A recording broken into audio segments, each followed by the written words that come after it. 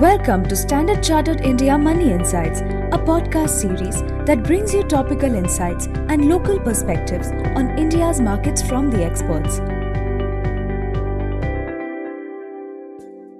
Hello everyone. We've just released our monthly India Market Outlook titled Balancing Act. My name is Ravi Singh. I'm the Chief Investment Strategist at Standard Chartered Bank India, and I'll be your host for this podcast. It has been quite an eventful month so far.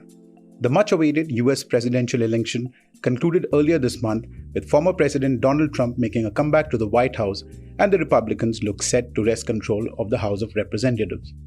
This has driven US bond yields higher and the USD stronger, weighing on EM currencies, including the INR.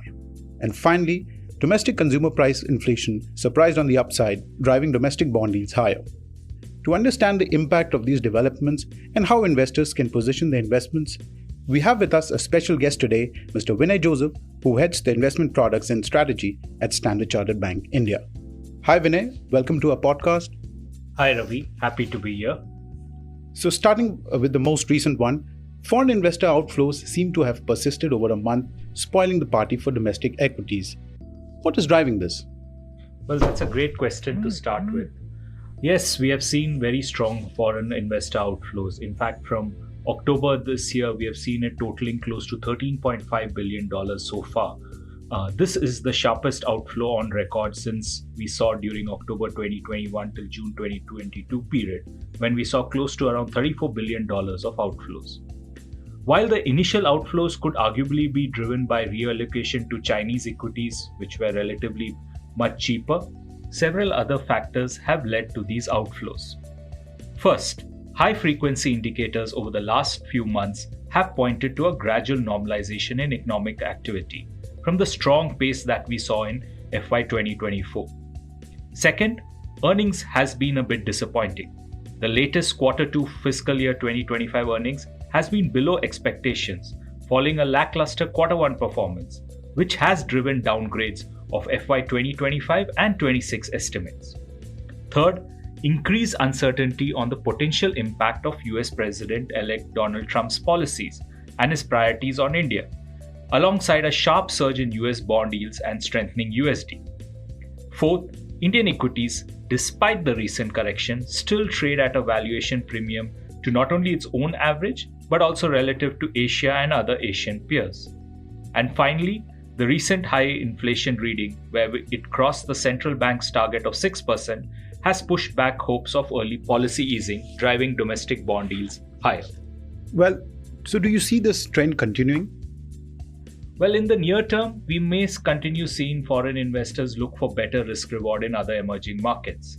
But our view is that the pace of outflow should start moderating, as investor positioning, especially in equities, remains close to decadal lows.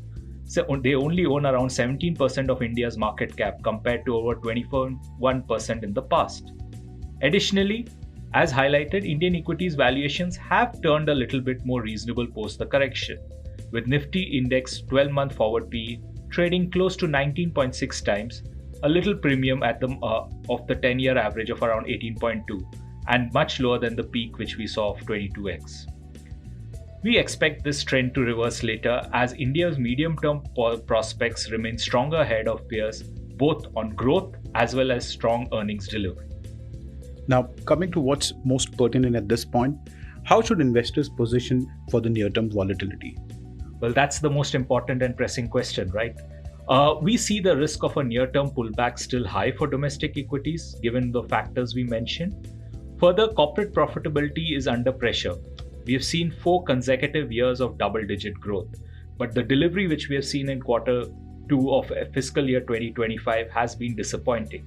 Earnings revisions have turned negative because of that over the last few months. Additionally, as highlighted, the clean sweep of the Republican Party in US elections gives them a relatively free hand to implement their agenda of tax cut, deregulation, imposing import tariffs, and immigration curbs.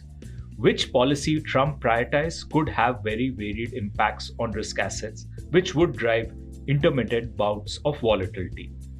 Additionally, geopolitical tensions still remain high, and we are due for a key state election in Maharashtra in India. So these are all added risks. But nevertheless, pullbacks give opportunities to investors to average into better value assets. We believe at a foundational level, a diversified asset allocation should remain your prudent strategy or investment strategy for the remainder of 2024, which means a neutral allocation to bonds, equities, gold, and cash. Within equities, we definitely see opportunities in large cap equities, given they provide a greater margin of safety during these periods of high volatility.